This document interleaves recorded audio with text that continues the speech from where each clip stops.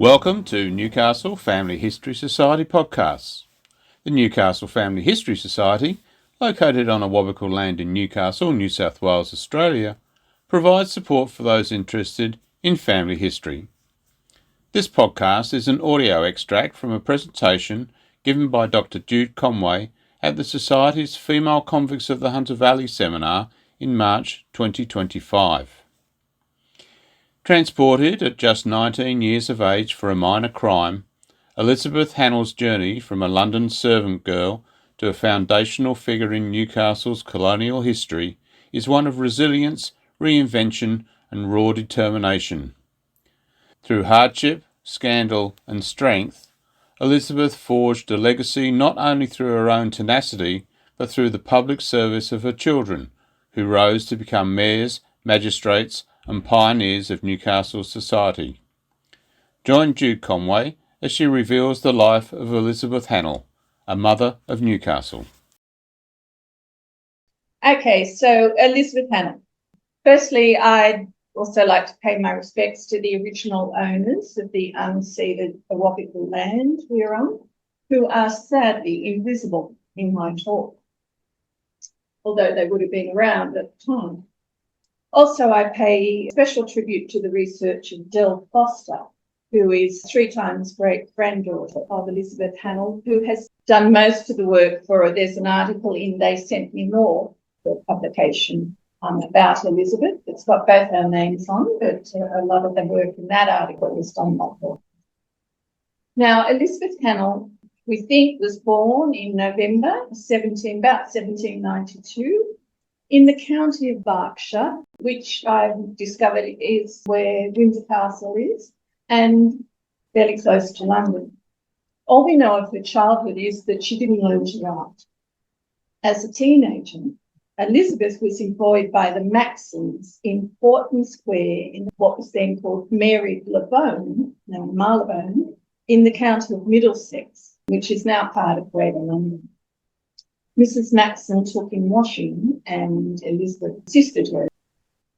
Now, on 30th of April, 1811, Elizabeth asked if she could borrow 6pence. Not having any change, Mrs. Maxon gave her a £2 note to go to the baker's. But the teenager must have been so thrilled to have so much money in her possession that she did not return. The Maxons naturally reported the theft to the police, and when taken into custody soon afterwards, the easily apprehended Elizabeth confessed she'd spent the money on, she bought a couple of pair of stockings and she'd hired a coach to go somewhere. Meagre benefits in comparison to the punishment. So on the 29th of May, 1811, at the Old Bailey, Elizabeth Hannell was found guilty of so-called grand licensing and sentenced to 7 years transportation to the colony of New South Wales. She wasn't yet 19. Elizabeth was confined in the overcrowded Newgate prison, and I have learnt while preparing this talk that it was usually only male convicts who were imprisoned in the hulks. So she probably remained in Newgate for almost a year before she and 126 other female convicts were taken down the Thames to board the Minstrel, which set sail on the 4th of June 1812 from Portsmouth. Now, when I was reading about the trip, so the ship reached Rio de Janeiro on the 29th of July, which sort of confused me because I wasn't quite sure which route the ship had taken. But it seems it must have been to do with currents and winds, that was one of the stopovers, because I don't think the Minstrel stopped at Cape Town with my record. And so it crisscrossed the South Atlantic Ocean, sailed round the Cape of Good Hope, and arrived in Port Jackson on the 25th of October, 1812, a short time before Elizabeth's 20th birthday.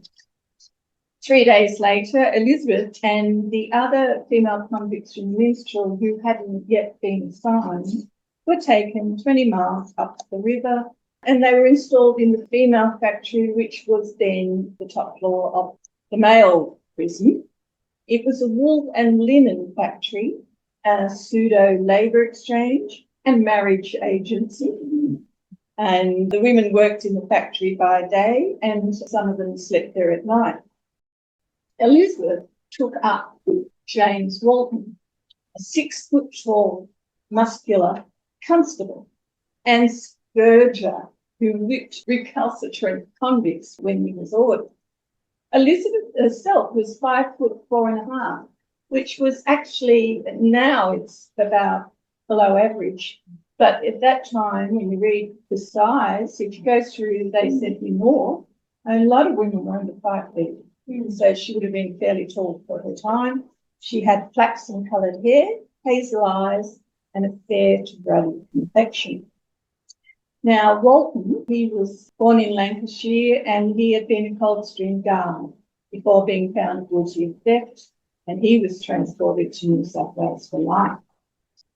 In December 1813, Elizabeth gave birth to a son who was named James Walton and baptised at St John's Church of England in Parramatta.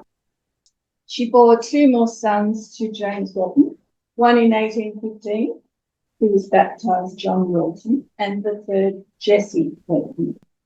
They also appear to have had a daughter, Mary, in about 1820, but she disappears from the records. The couple never married, possibly because Walton had a wife and children back in England, though, as you all probably know, that didn't stop other people getting married in the colony. Now, Elizabeth's 7-year sentence would have expired in May 1818, and I haven't seen any certificate of freedom. But in mid-1820, described as Walton's woman of Parramatta, so presumably Steve Walton, she became involved in an attempted scam to other convicts. For 3 days, the trio were observed hanging around a public house near the government commissariat store. Their behaviour and possibly their conversation led the publican to believe they were involved in something fishy. So he voiced his suspicions to the police, who duly arrested the 3. And after a trial at the Sydney Criminal Court, James Garland, James Smith, and Elizabeth Hannell were all found guilty of involvement in forging commissariat store receipts. But don't we love the fact that they steal and get involved with the law, because it means they're much easier to trace, and we find records in the newspapers of the day. Anyway, Garland was executed while Smith and Hannell received life sentences to be served in Newcastle. They were transported here on the 60-ton brig HMS Princess Charlotte on the 27th of July, 1820.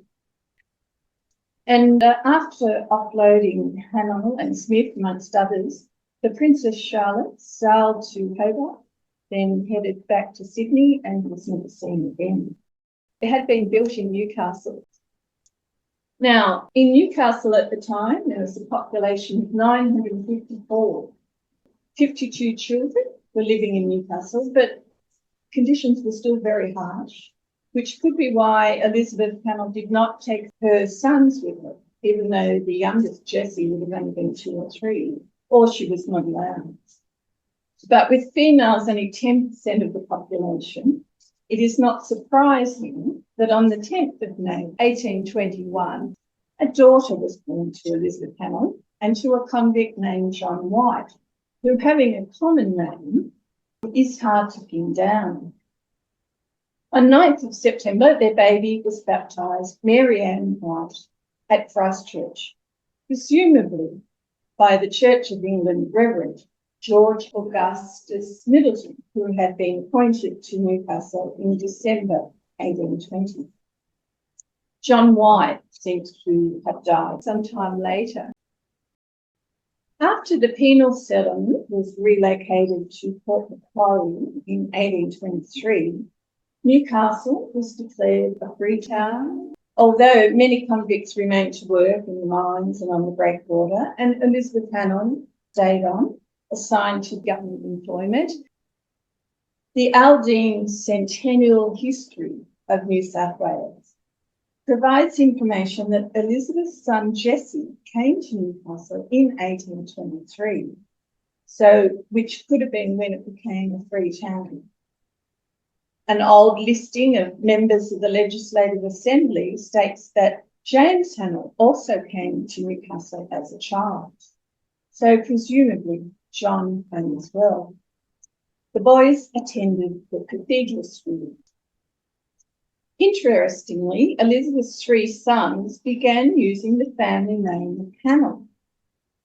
They had been baptised with the surname of Walton, and an 1825 court case shows that Elizabeth was known by the name of Walton in Newcastle. Many people did change their names in the early years of the colony to distance themselves from past misdeeds or the convict stain. And the great-great-great-grandson of John Hannell believes they changed their name because they wanted to sever ties with their father, who had a bad reputation. Now, in 1825, Elizabeth, who was familiarly known as Betsy Walton, though I can't get myself into the habit of calling her Betsy, she got herself into more trouble with the law, which, as I said, means newspaper reports extremely beneficial to historians. She was charged with being an accessory to robberies carried out by a George Smith, who was an employee of Reverend Middleton at the parsonage. In court, convict Margaret Lawrence gave evidence. She said, about 2 months ago, Betsy Walton came to my house at night and asked me to go out with her. She took me to the parsonage. Mr. and Mrs. Middleton were away. They had a property at Patterson's Claims. Margaret said, we found a supper prepared by George Smith. Boiled fowls, pickled pork, vegetables, milk, and a bottle of wine, which I think was quite an impressive spread for the times. After supper, Smith and Walton retired to Mrs. Middleton's bedroom. But they were only absent under a quarter of an hour.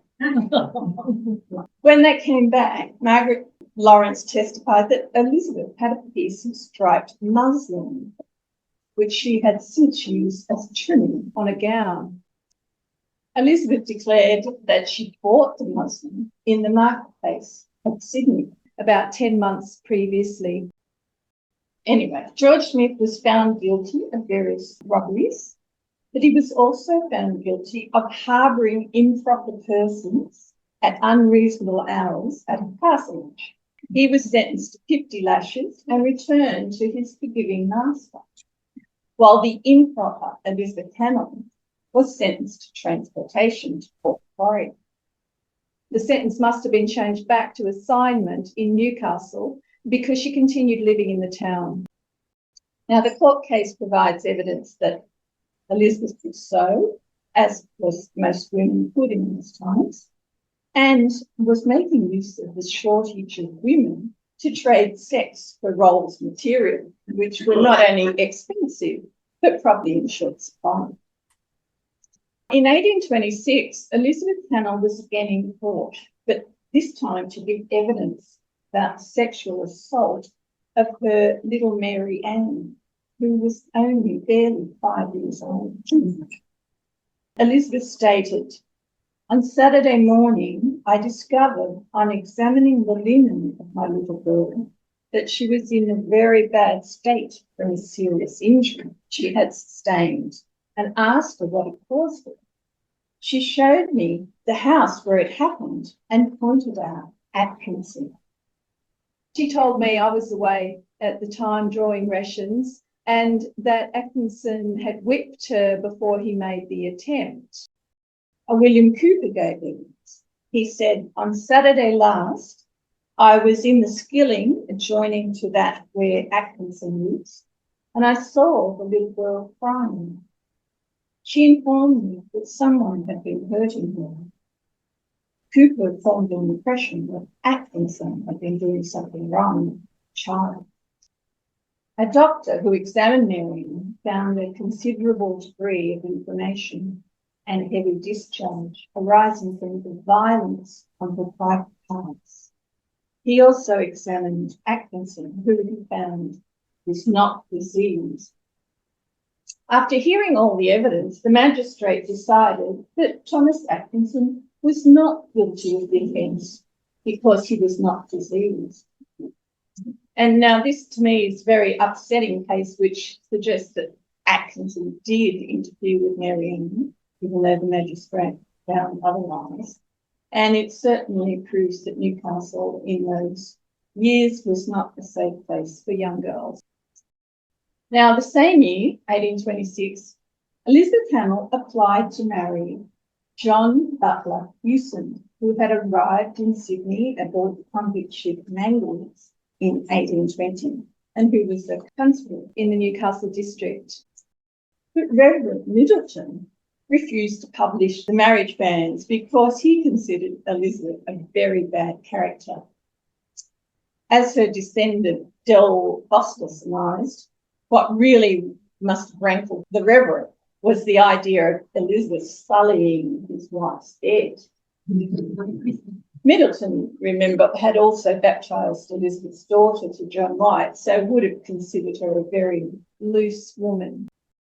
But he must have finally relented because on the 28th May 1828, 2 years later, at Christchurch, Elizabeth Hannell, by then about 36, married John Hewson, who was about 9 years younger than her, but she had said she was a few years younger than she actually was. And by then, Hewson obtained his certificate of leave. Now, Hewson was literate and signed the marriage certificate, while Elizabeth could only make her mark. He became an affectionate stepfather to Elizabeth's 4 children, and they never had any of their own. In 1832, Hewson was appointed jailer at Newcastle Jail. And in October that year, 40 women were transferred to the jail from the Parramatta Female Factory in order to give the unmarried men in the district an opportunity to select wives. The Colonial Secretary, Alexander McLean, decided that to cater for the extra women, a decent woman was needed to act in the capacity of matron. On his suggestion, the jailer's wife, Elizabeth Hannell Hewson, was appointed matron. Could she be considered a decent woman? As Christine McCabe points out in Women of the Newcastle Female Factory, Elizabeth Hewson had a more serious criminal record than most of her charges. So perhaps the authorities did not realise that Elizabeth Hewson, Elizabeth Hannell, Elizabeth Walton was the same person. But the Hewsons were not there for long. They resigned in mid-1835 to take over the Union Inn, which was on the corner of today's Hunter and Bolton Streets, just across from the old post office. Now, Elizabeth's daughter, Marianne, married in 1838 to a widower, Job Hudson, a builder, formerly of Sydney, who had moved north when he won a contract for the erection of military barracks in Newcastle. Marianne's earlier problems with her private parts did not affect her fertility, and she began bearing a child every year. Now, Elizabeth's oldest son, James Hannell, at age 20, followed his father and stepfather's footsteps and joined the constabulary before becoming the district's first auctioneer in 1836. He again followed his stepfather's lead in also becoming a publican, taking over the ship inn in Perkins Street in 1840. James was appointed a justice of the peace, who often served as a magistrate. And when the town was declared a municipality in 1859, which he helped act, he was elected as the first mayor. He served as a member of the New South Wales Legislative Assembly for 3 terms. And the Newcastle Hospital became a consuming cause of him and his son Clarence. And through their fundraising, a new hospital wing was constructed and named the Hannell Wing. Elizabeth's other 2 sons, remember now they're all Hannells, also joined the police force. John Hannell was appointed Chief Constable at Newcastle in 1841.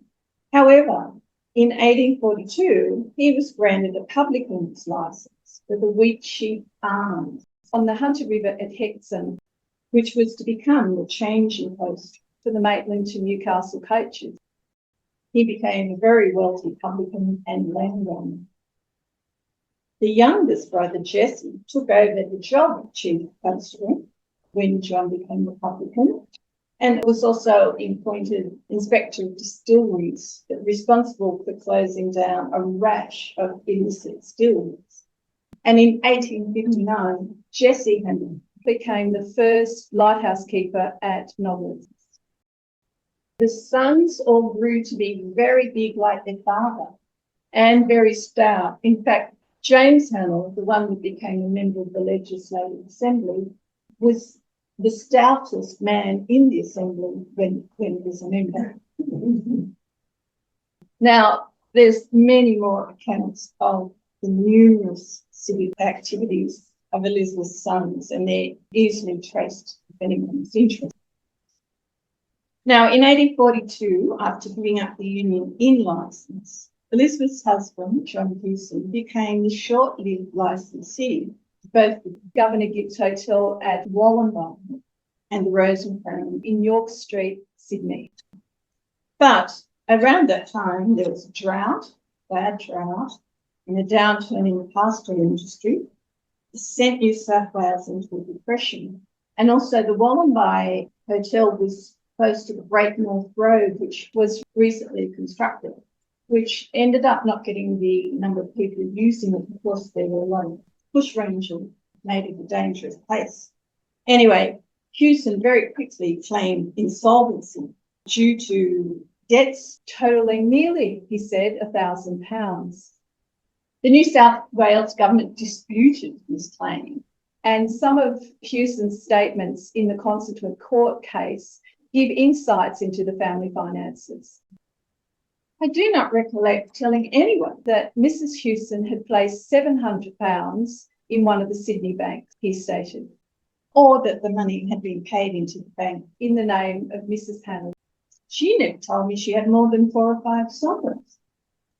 One of the creditors attested that Mrs. Hewson had said she wouldn't part with her gold or sovereigns for God Almighty himself. Now, Hewson said that his wife had been living with Mr. Hudson of Newcastle, and before that she lived with one or other of the 2 publican sons. So they had plenty of choice residents.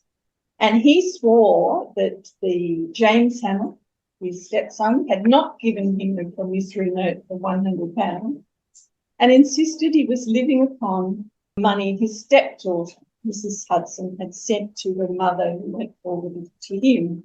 In other words, it's very complicated. Now, the Chief Commissioner concluded that although the case was suspicious, indeed, the Hewsons were seen at the theatre during the trial, the Commissioner had to say that not enough evidence had been elicited upon which he could commit Hewson for fraudulent insolvency, although he was morally satisfied that he had concealed property. That the case, as well as, propensity to maybe thieving or lying or whatever, it does show us the growing affluence of the Hewsons and Hannells. In 1843, Elizabeth was finally granted an absolute pardon. But soon after, a disaster struck the family. Mary Ann's husband, Job Hudson, had developed intemperate habits. And in August 1848, while on board a barque sailing from Newcastle to New Zealand and drinking to excess, he jumped overboard and drowned. Or he'd fallen. So Mary Ann was widowed. She had 5 children at that time. She had another 4 later, 2 sons. And the youngest was only 3 months old. So she would have required a lot of support from her mother. Meanwhile, John Hewson purchased land opposite the railway terminus at Honeysuckle Point, which is near the now closed civic station, and built a new Union Inn. Elizabeth must have been helping him to manage it because in 1855 he advertised the inn in full trade for lease and gave the reason in the paper that his wife was in ill health. Elizabeth, however, managed to live for over 20 more years. And we do know that Mary Ann helped look after her and John in the later years of their lives.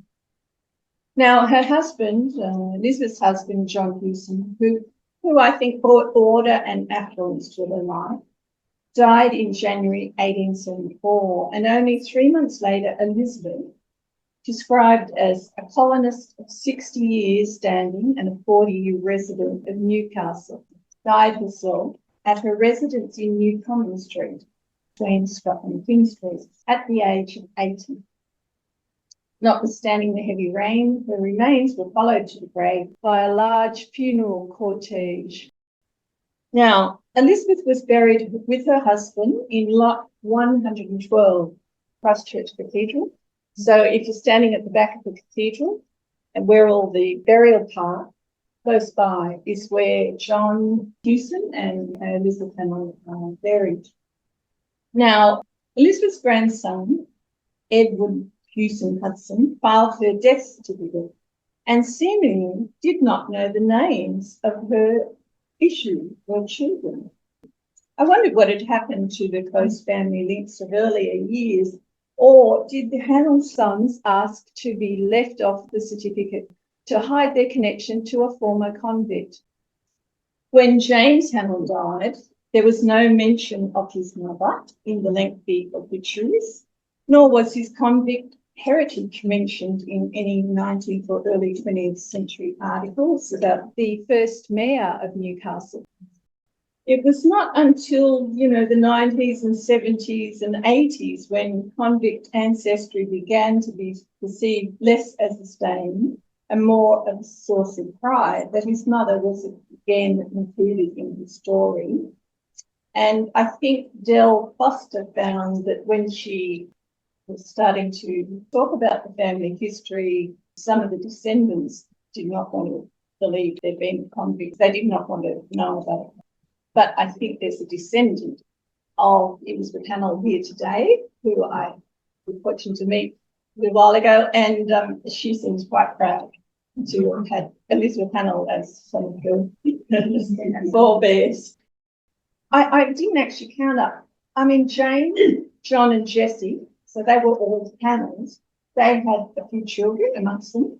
Mary Ann ended up having 9 children, but they were 8 of them boys, they were Hudsons. So there would be a lot of descendants. Now, Mary Ann Hudson died only 5 years after her mother, and she bequeathed to her son Edward an oil painting of Elizabeth. For me, that painting, although sadly long lost, is a symbol of the progress of Elizabeth Hannell from multi-convicted young woman to an asset-owning member of the nouveau riche, colonial middle class. And I mean, she and her children would never have had the same opportunities back in England. And because of the contribution of her family and their many descendants, I believe that Elizabeth Hannell Hewson, transported convict, should be acknowledged as one of the mothers of present-day Newcastle. Thank you. Elizabeth Hannell's story reminds us that history is often shaped not just by governors and generals, but by the determination of ordinary women, pushed to the margins, yet destined to survive. There are many more stories to tell of our felonious females, and we'll continue to bring them to life in this podcast series. For a comprehensive record of the convict women who came from Sydney to Newcastle and the Hunter, you may like to view They Sent Me North, available for download from our online shop at www.nfhs.org.au. Thanks for joining us on Newcastle Family History Society Podcasts.